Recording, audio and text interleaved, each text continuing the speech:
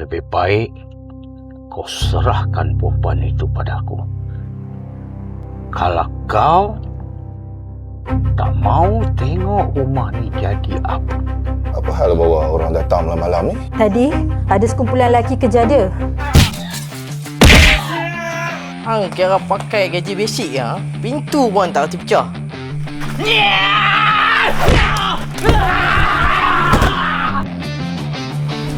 Oi, binatang apa tu?